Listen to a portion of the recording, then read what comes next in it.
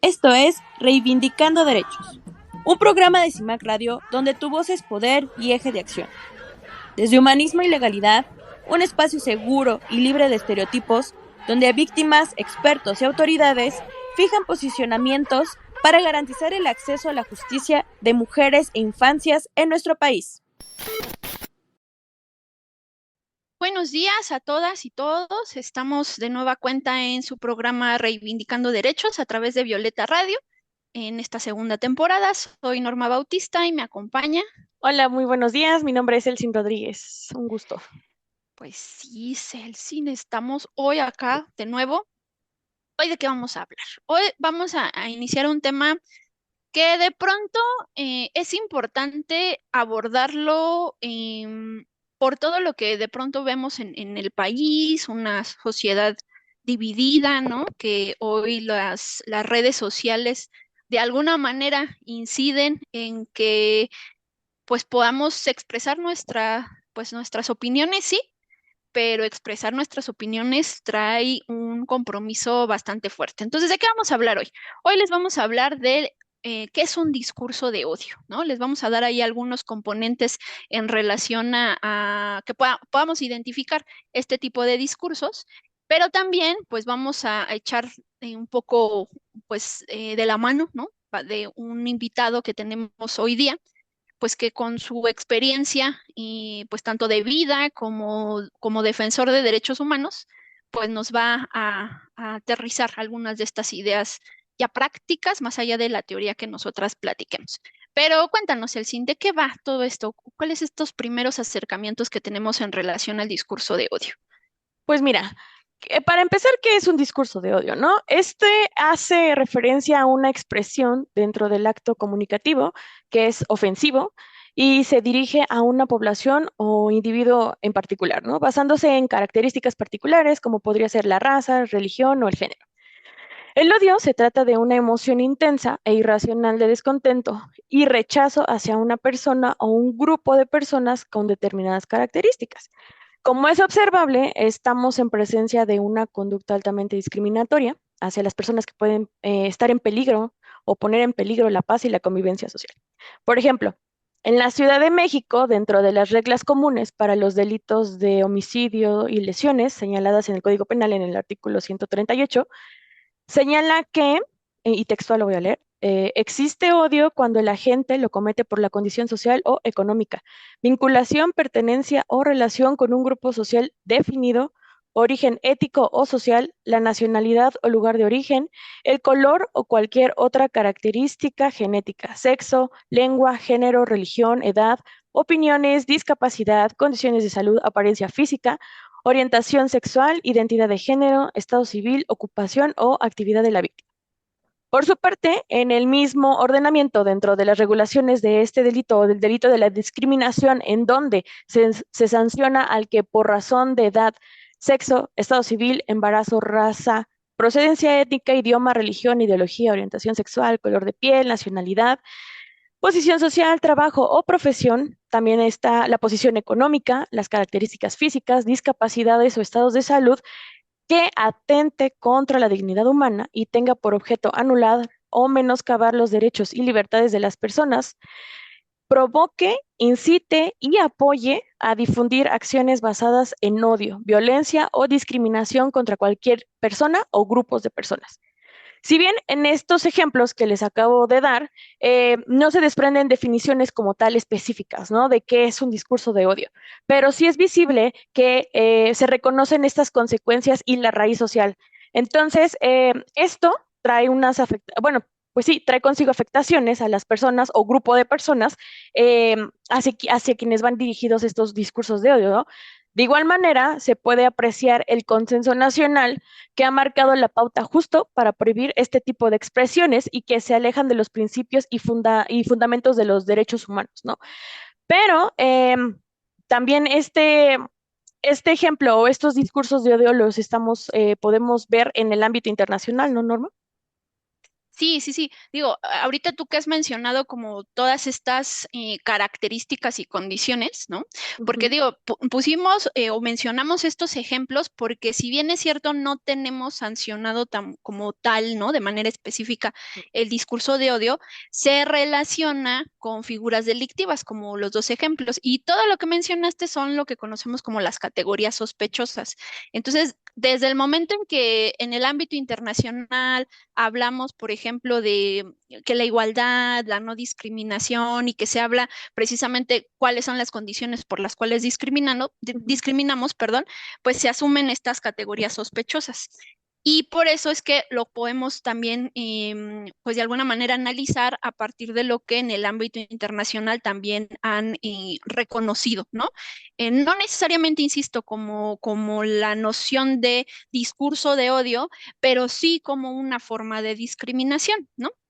Entonces, esto lo podemos encontrar, por ejemplo, en la Convención para la Prevención y Sanción del Delito de Genocidio, así como el Estatuto de Roma, que es este instrumento internacional que regula la Corte Penal Internacional y donde podemos llegar a casos, bueno, investigar casos, investigarlos y sancionarlos, casos tan graves que atenten contra el mundo entero, ¿no? Entonces, por eso se habla de genocidio, se habla del delito de agresión, por mencionar algunos, ¿no?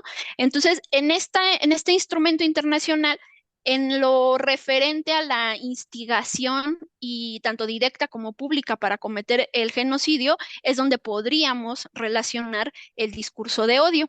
También en la Convención Internacional para la Eliminación de todas las formas de discriminación, en lo que toca o lo referente a la prohibición de propagandas o incitación en ideas o teorías basadas en la superioridad de una raza o de un grupo de personas, justamente basándose en estas categorías sospechosas que ya Celsi nos enumeró, donde se pretenda precisamente justificar o promover el odio o la discriminación.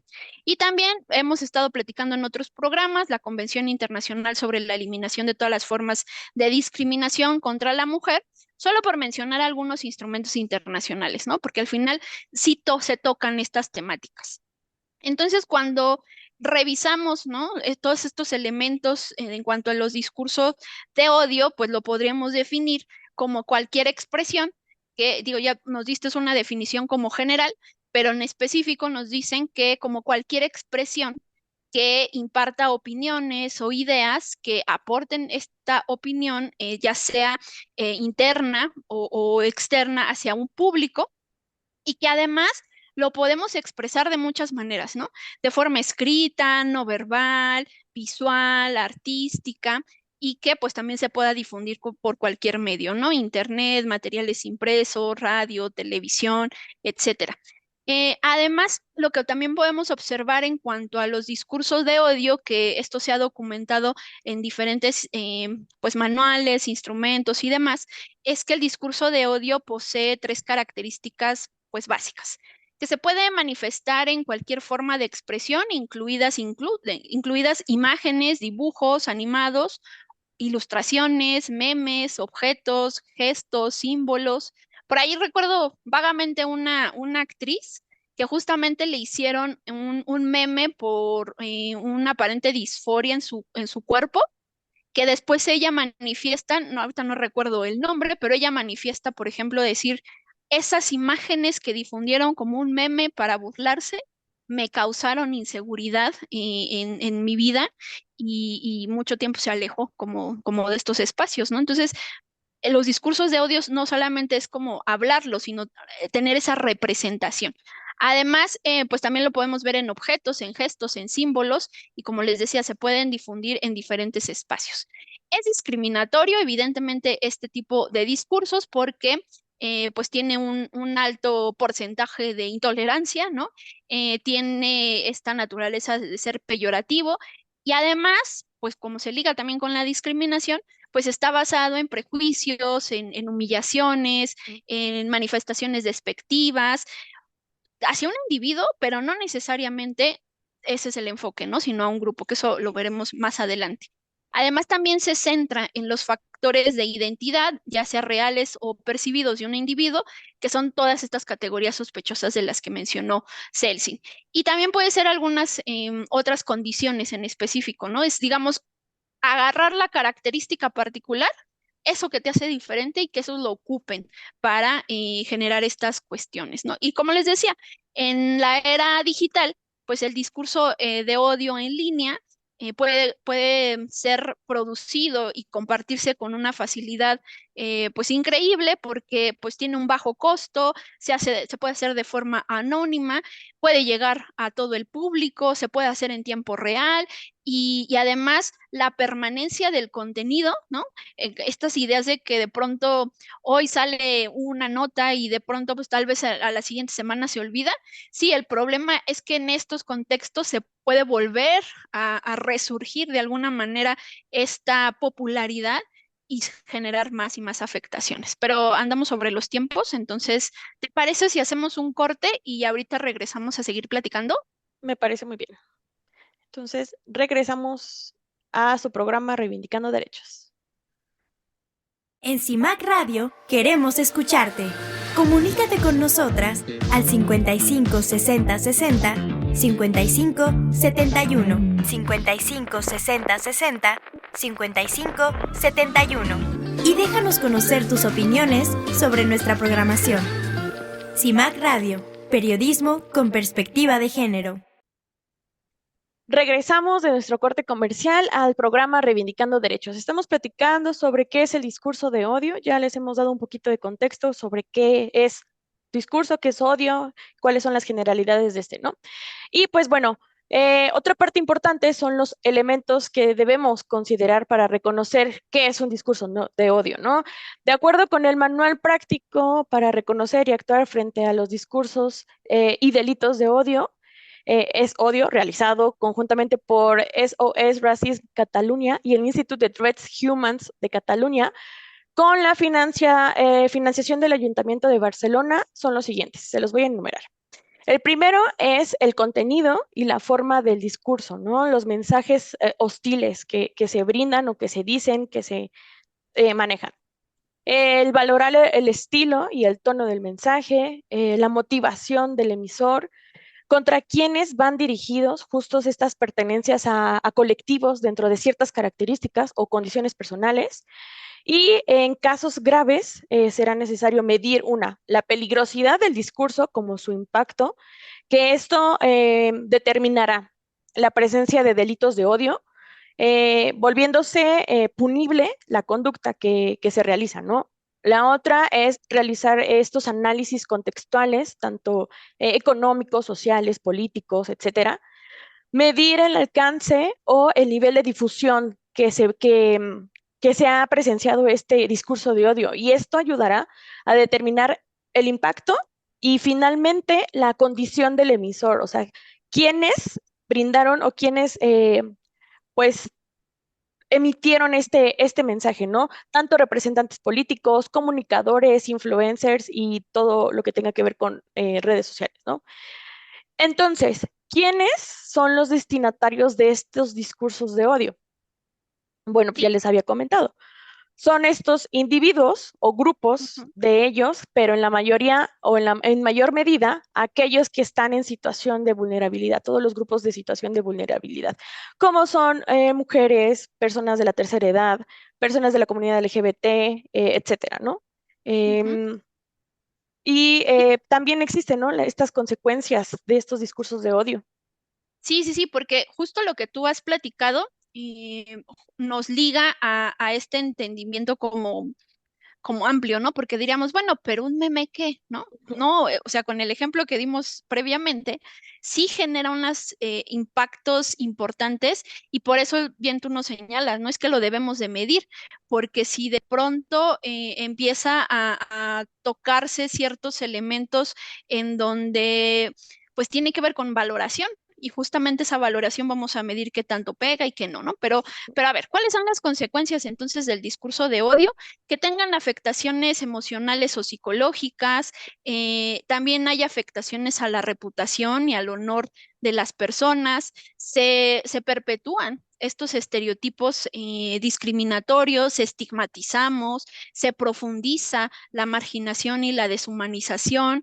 Y por eso cuando hablamos de cómo protegemos a través del discurso de odio, lo que queremos proteger en estricto sentido es la dignidad, la igualdad. Lo que queremos también es pues hacer un entendimiento pues más amplio de decir, sí, tanto Celsin como yo pertenecemos a un grupo que serían las mujeres, pero Celsin y yo somos completamente diferentes. Ella tiene sus propias ideas sobre un tema en particular, yo también, y entonces esas diferencias no son las que nos deberían de alejar, sino de partir del entendimiento de, y bueno, ¿y por qué Celsin llegó a ese criterio, ¿no? O por qué llegó a ese objetivo y demás. Entonces, pues desde ahí nos empezamos a dar cuenta que mucho de esto de la tolerancia y de pronto entender que sí hay grupos que sufren en mayor medida pues estas afectaciones de discriminación es hacer un abordaje de toda esta realidad social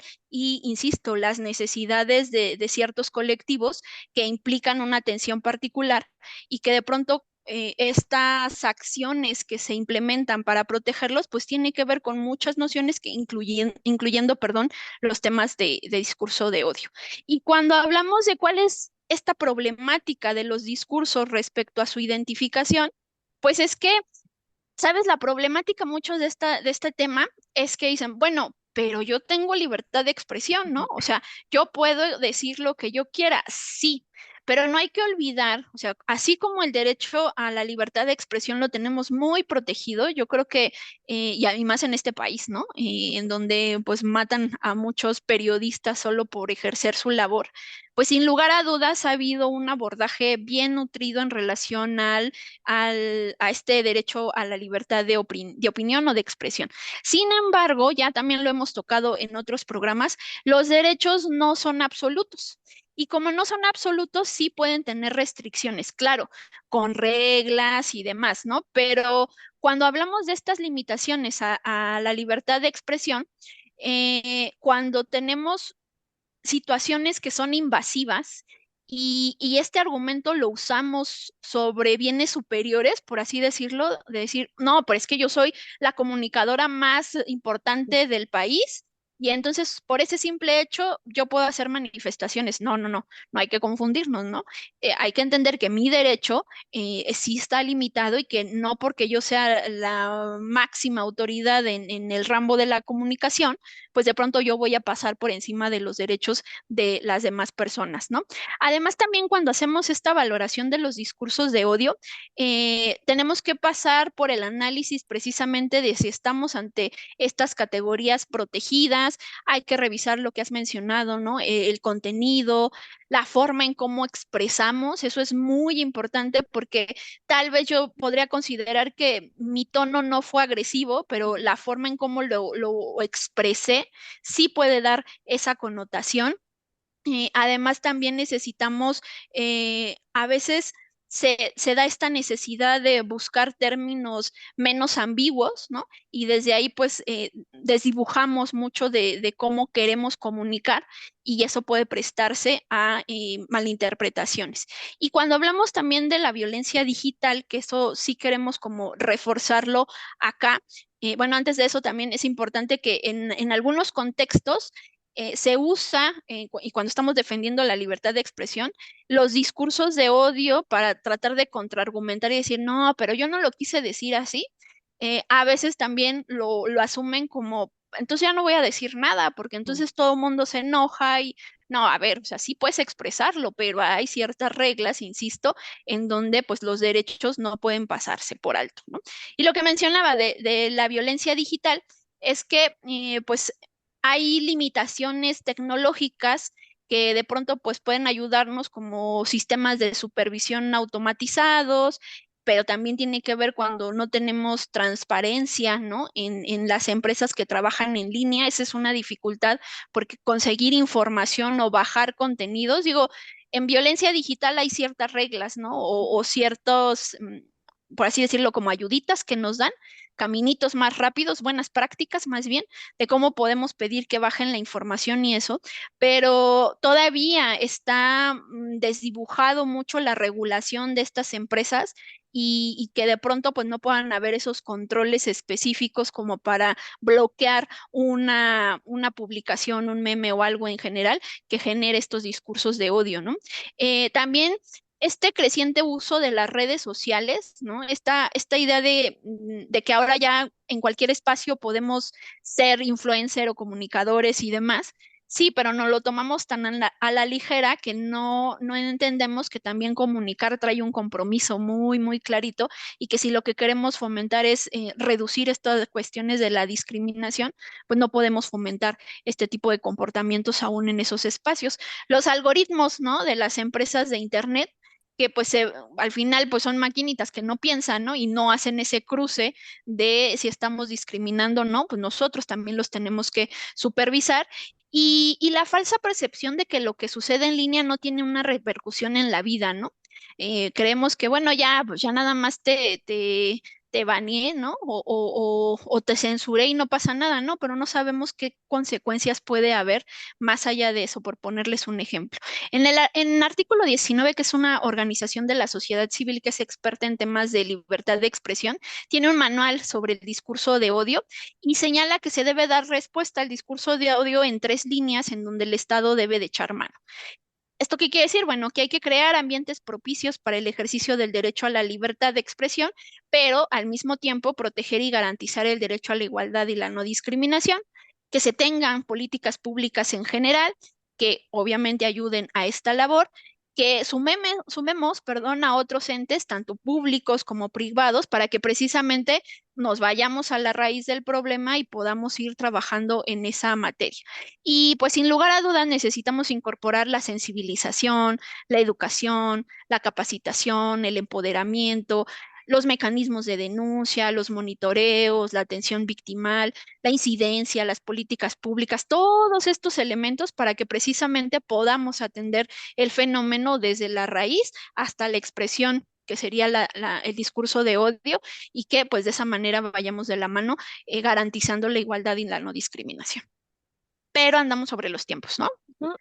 Sí, así es. ¿Qué te parece si vamos a nuestro segundo corte comercial y le damos la bienvenida a nuestro invitado del día? Ok. En CIMAC Radio queremos escucharte. Comunícate con nosotras al 55 60 60 55 71 55 60 60 55 71 y déjanos conocer tus opiniones sobre nuestra programación. CIMAC Radio, periodismo con perspectiva de género. Análisis del discurso de odio en otros países. En Costa Rica, durante el periodo comprendido de mayo del 2021 a mediados de junio del 2022, Naciones Unidas, el Observatorio de Comunicación Digital del Centro de Investigación en Comunicación de la Universidad de Costa Rica y la firma COES, especialista en análisis de datos, realizaron un estudio que detectó más de 937,000 mensajes y conversaciones en redes sociales a nivel nacional, mismos que fueron ligados a discurso de odio y discriminación. De este trabajo se detectó que el 77% de los mensajes tenían la intención directa de ofender, agredir y violentar a grupos de personas. El 64% de los mensajes de odio y discriminación fueron emitidos por hombres. Los temas que recogen discursos de odio son política y elecciones, orientación sexual, género, xenofobia, choque generacional, religión, racismo y discapacidad. Alegra Bayoki, coordinadora residente de las Naciones Unidas en Costa Rica, considera que el entendimiento de cómo se comportan y cuáles son las tendencias de las expresiones de odio y discriminación nos permiten buscar soluciones para proteger a las personas que se encuentran en una situación de vulnerabilidad. Para la versión del año 2023, las cifras son muy similares, destacando el incremento de este tipo de manifestaciones en un 50%. Por ello, Larisa Tristán, coordinadora del observatorio, señaló que el discurso de odio no empieza en las redes sociales ni en las plataformas digitales, sino que refleja dinámicas relacionales que normalizan la violencia simbólica y que una forma de contrarrestar estos discursos es promover una educación que defienda el diálogo, la tolerancia y el respeto por el otro y sus puntos de vista.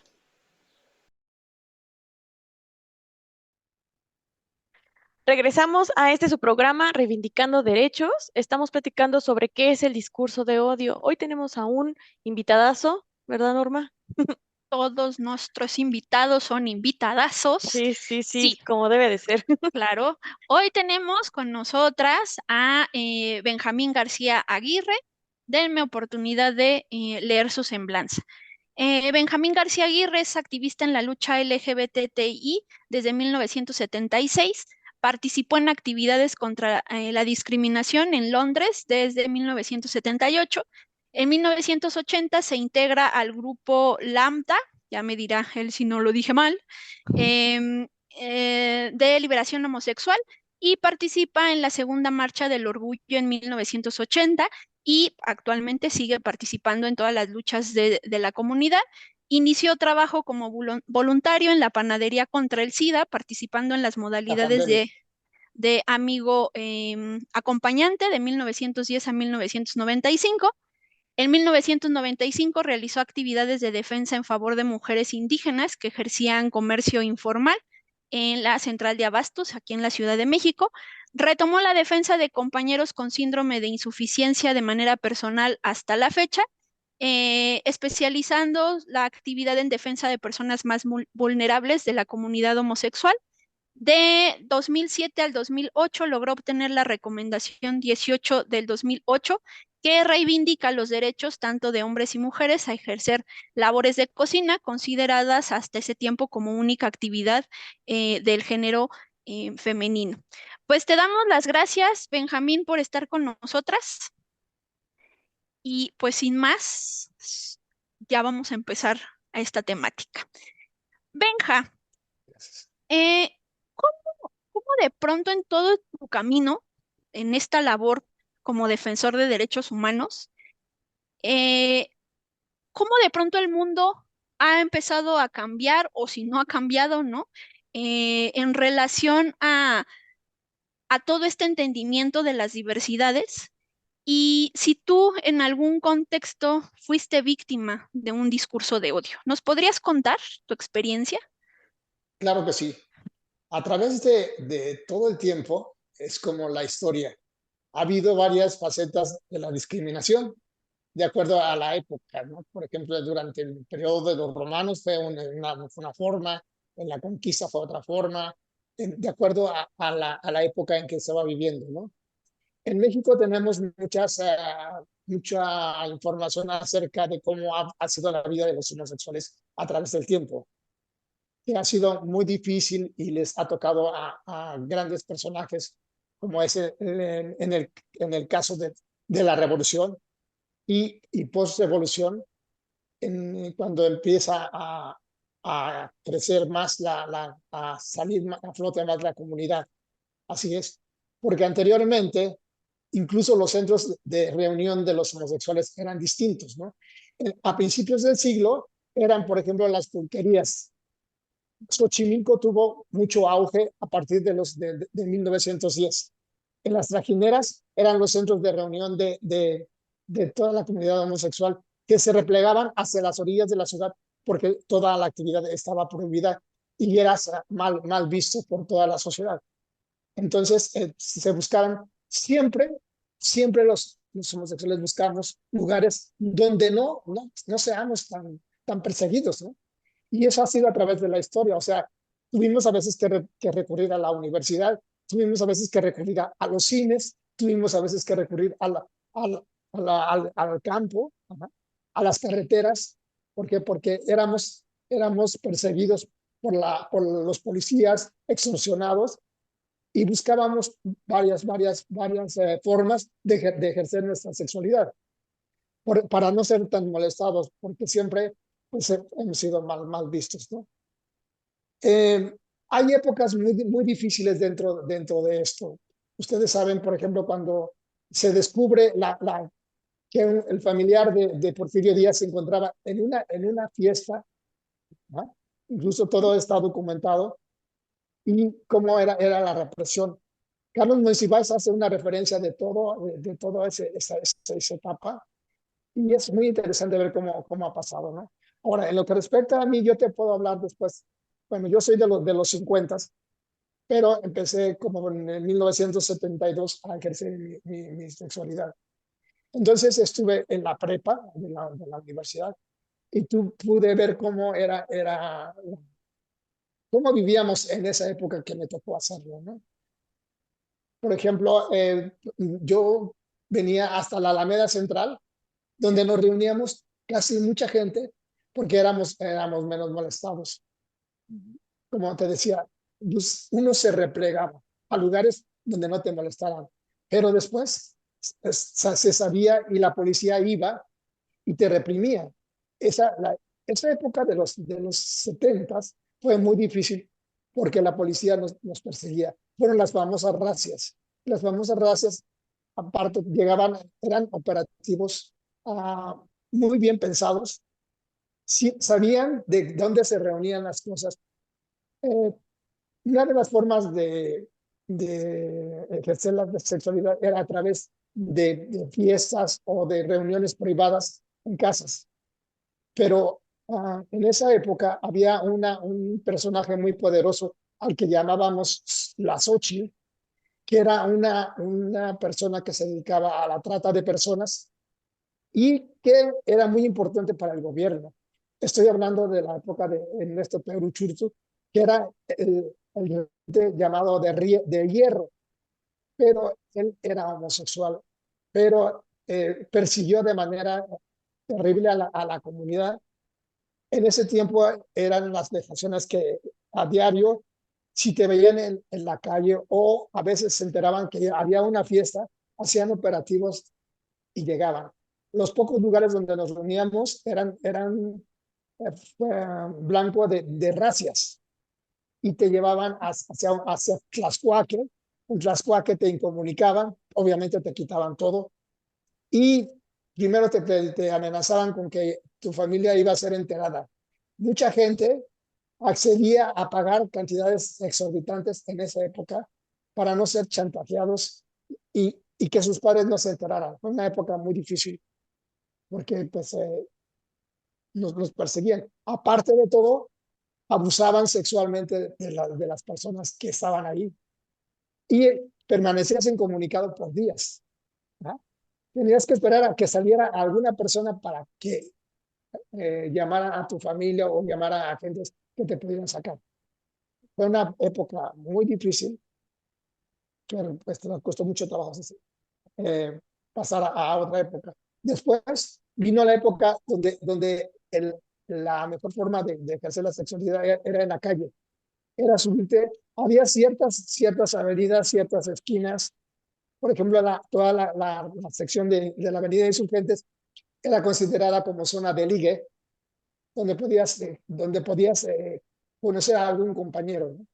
No se diga la zona rosa, que era y ese sigue siendo el centro de reunión de muchas de nuestras gentes, ¿no? Entonces, durante toda la avenida de Insurgentes, te parabas en una esquina. Había ciertas esquinas que tenían más popularidad. Por ejemplo, la denominada esquina mágica, que era la avenida Baja California de Insurgentes. La calle de Abra e Insurgentes también era muy conocida. Y te subías a los carros, obviamente, pues iban a ejercer su sexualidad hasta la carretera a Cuernavaca, hasta llegar al mirador.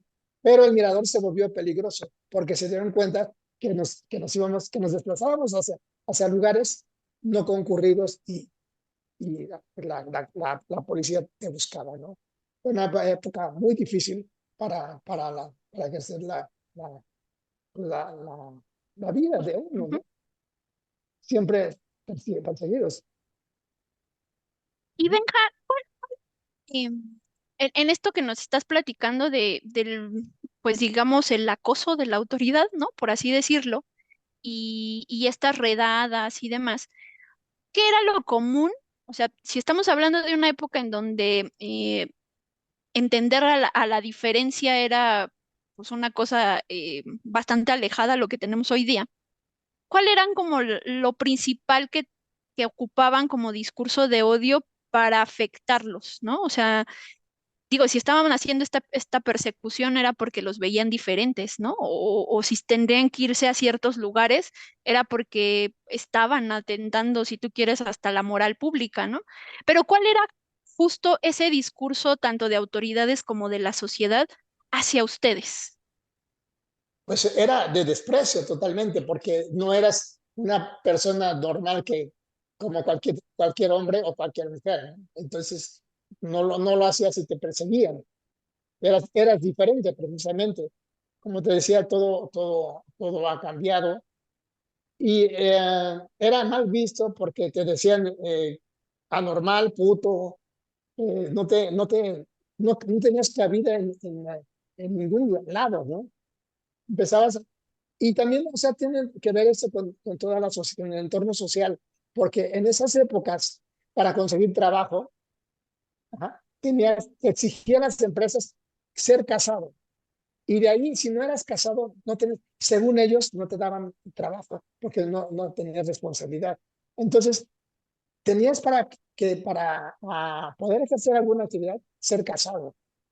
Y ellos te bloqueaban y se empezaban a sospechar. No era necesario que tuvieras algún distintivo que te dijera, pues, bueno, se viste diferente, ¿no? Pero se veía que no era, o sea, había ciertas normas que te obligaban a hacer como todos los demás varones o mujeres, ¿no? Pero era muy difícil. Todo lo que no fuera así. Ahora, no se diga en las iglesias, ¿no? No se diga en la escuela también. Y en todos los lugares te discriminaban, ¿no? Empezabas a tener ya arriba de 20 años y, bueno, todo se inicia en la familia. La discriminación se inicia en Ujú. la familia, definitivamente. Desde ahí tienes que luchar contra todo eso, romper esas barreras, porque de ahí comienza todo, ¿no? Porque, y en la escuela, porque tus compañeros también empiezan así.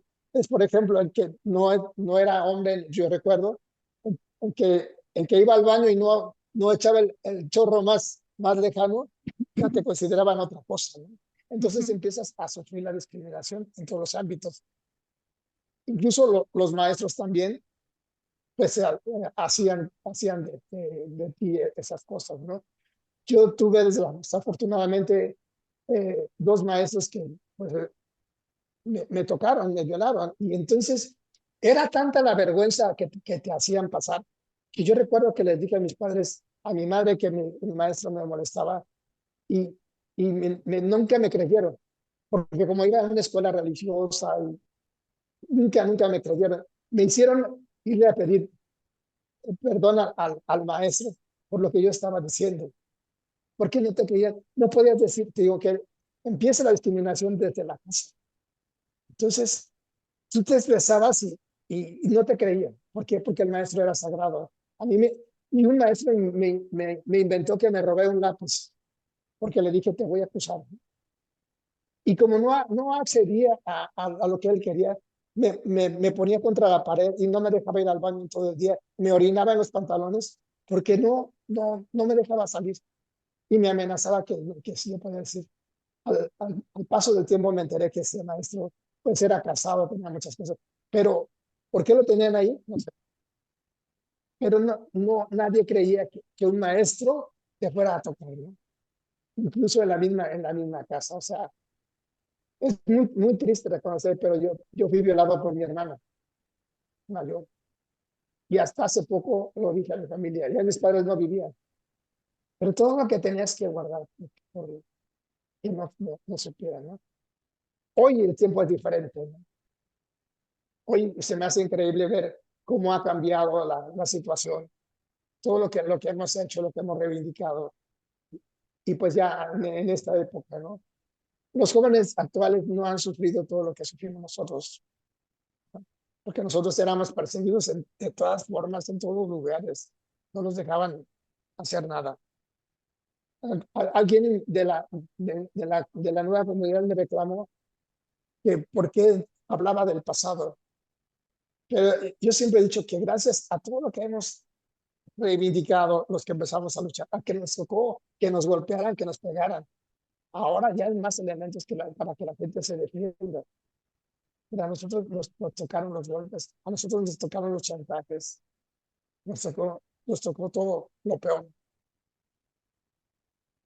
Y Benja, para terminar este bloque, todavía quiero preguntarte algo más, pero para terminar este bloque, me gustaría que nos dijeras, nosotros hablamos de los efectos de este tipo de comportamientos, los discursos de odio. Tú no lo has externado un poquito, pero ¿a qué nivel afecta?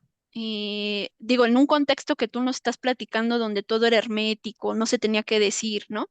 ¿Cómo era de pronto las afectaciones que eso generaban en tu día a día?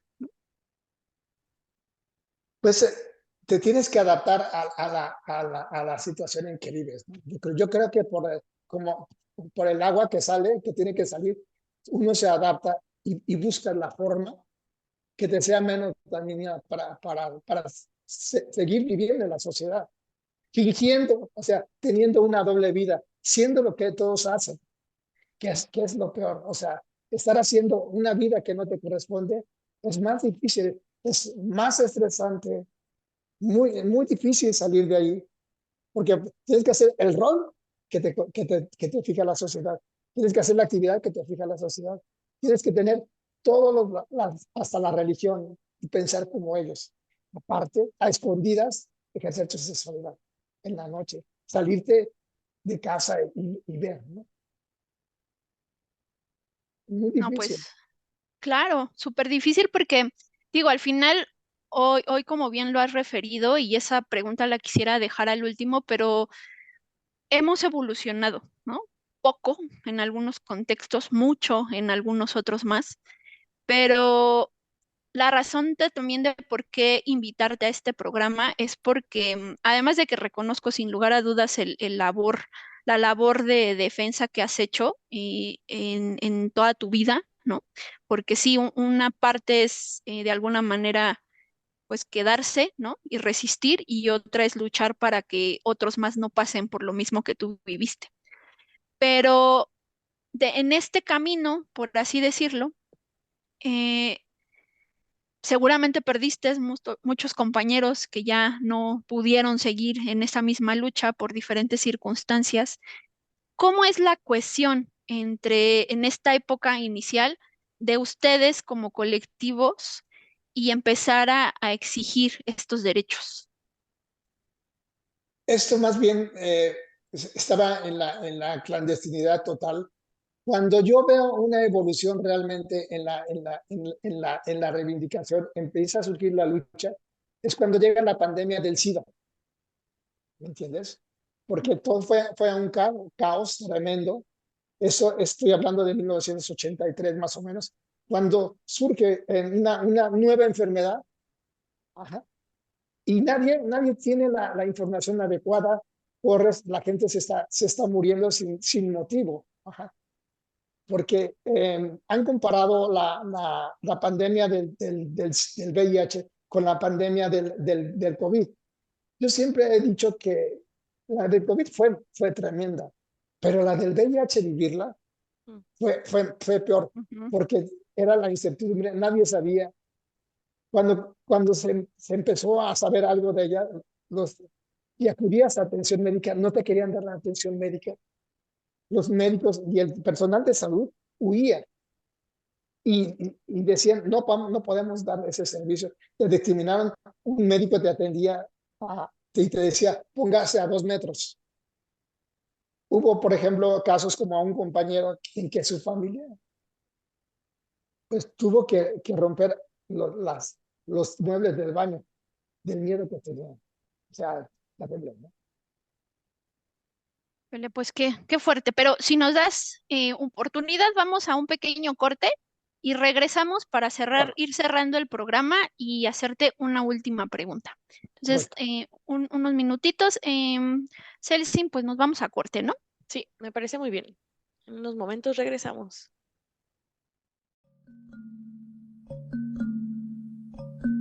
Discurso de odio en México desde la mirada internacional. En el informe Discurso de odio y orgullo LGBTIQ+, en la conversación digital, elaborado por la consultora Llorenti Cuenca, publicado en junio del 2023, indicó que en nuestro país los discursos de odio en redes sociales contra la comunidad LGBT crecieron cerca del 40% en los últimos 4 años, cifra por demás alarmante ya que a nivel global existe un crecimiento pero solo del 9.4%.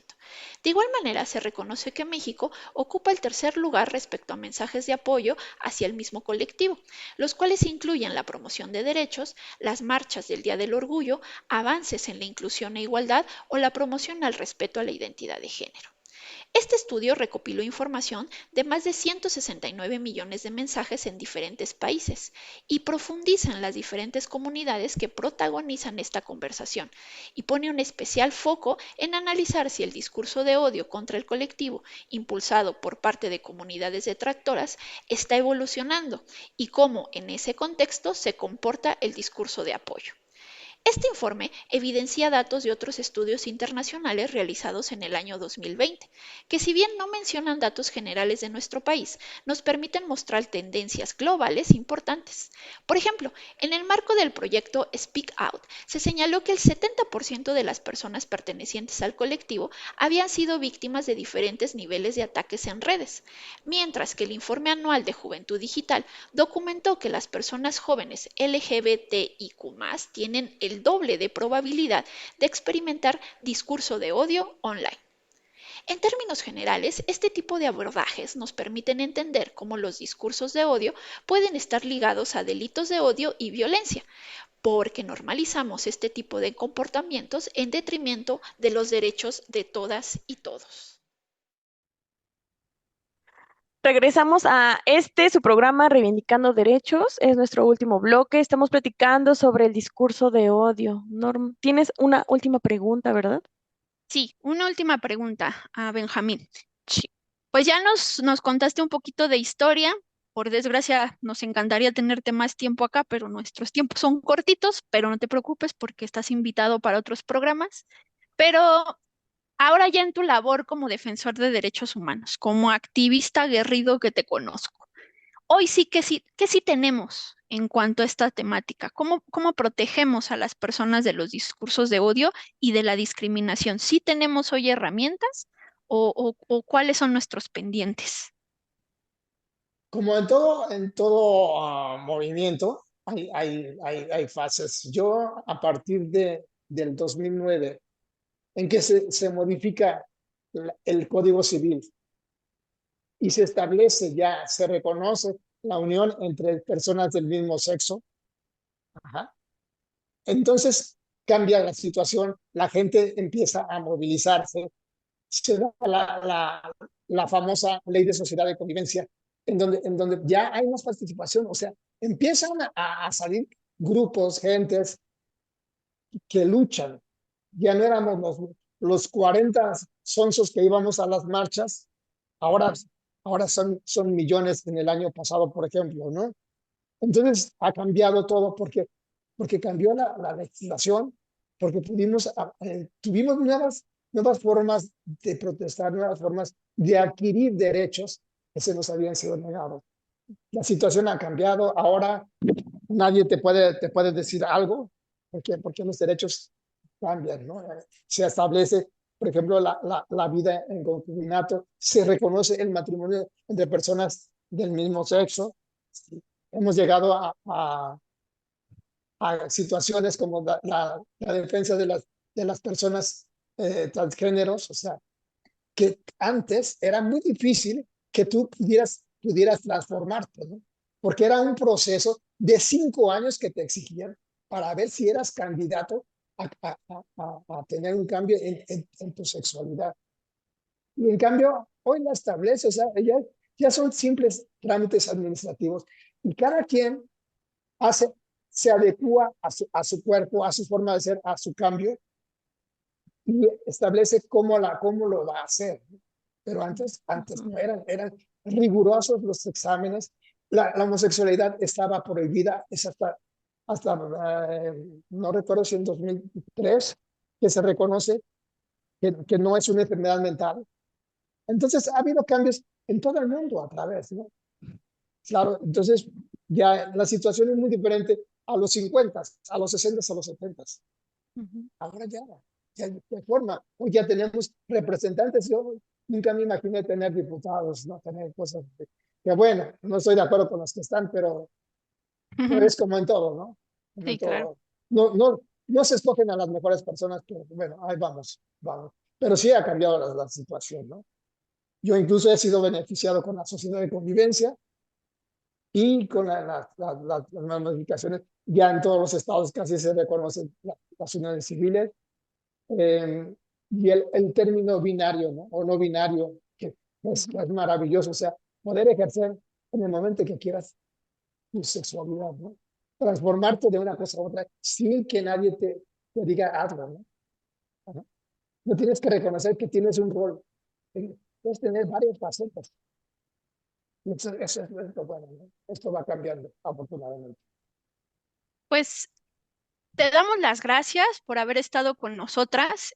Siempre es un placer recibirte y platicar contigo. Yo platicaba con Celsin cuando te propuse como invitado, y es que tienes tantas historias, ¿no? Tantas cosas que contar que una temporada no la podremos aventar contigo.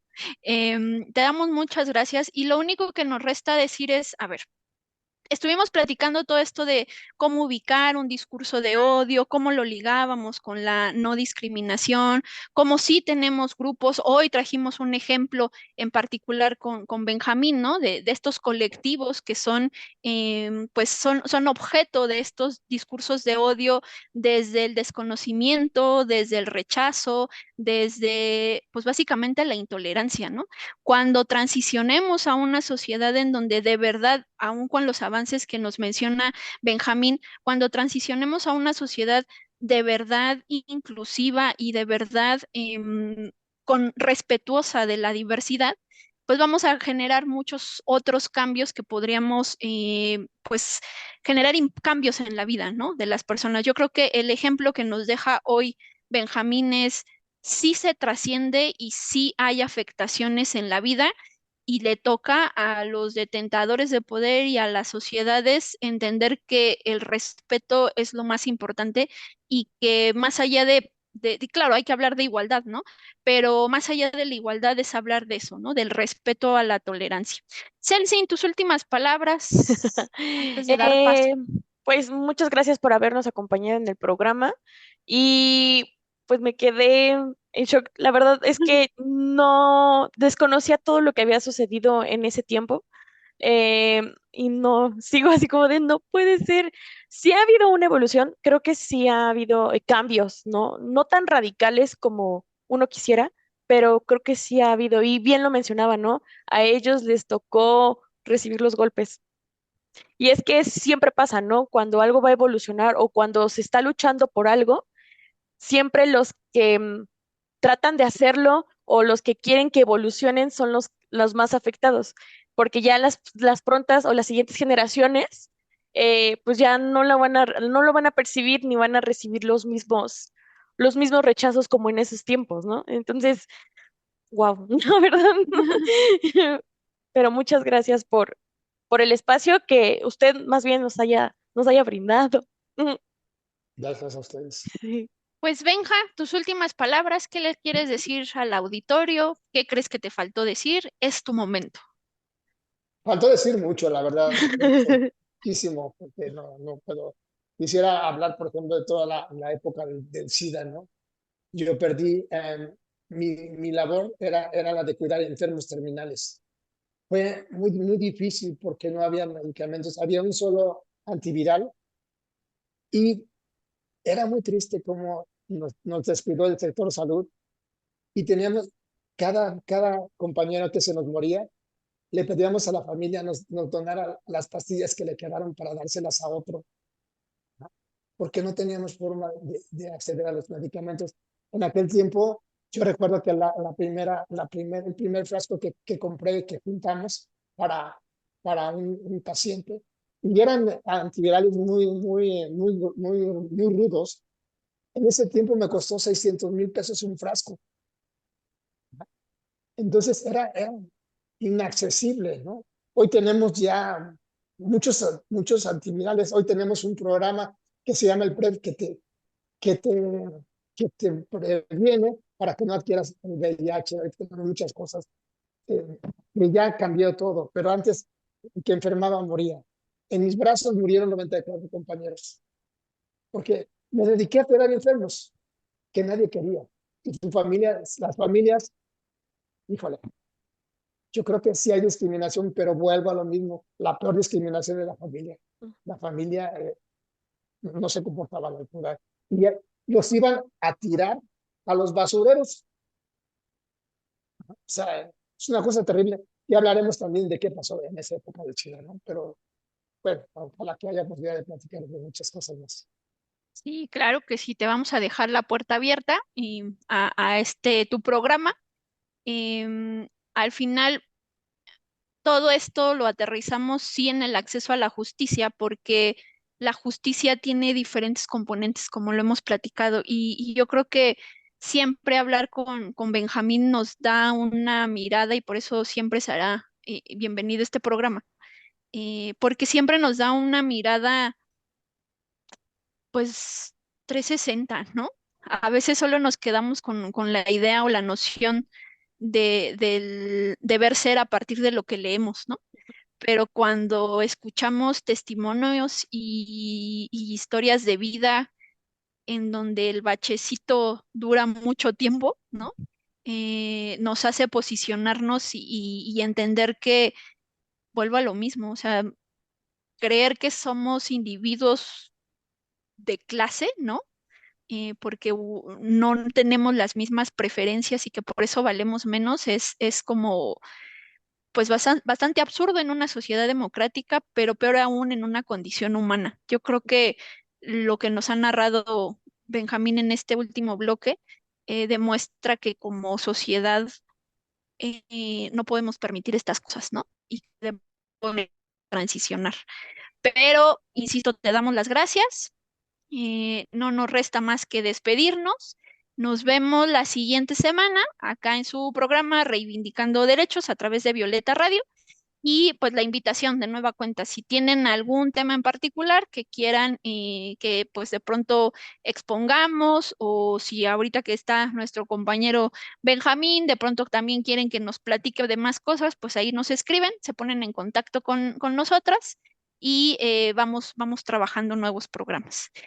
Pues sin más, cuídense mucho y nos vemos. Nos Bye, bye. vemos. Adiós. Esto es Reivindicando Derechos, un programa de CIMAC Radio donde tu voz es poder y eje de acción. Desde humanismo y legalidad, un espacio seguro y libre de estereotipos, donde víctimas, expertos y autoridades fijan posicionamientos para garantizar el acceso a la justicia de mujeres e infancias en nuestro país.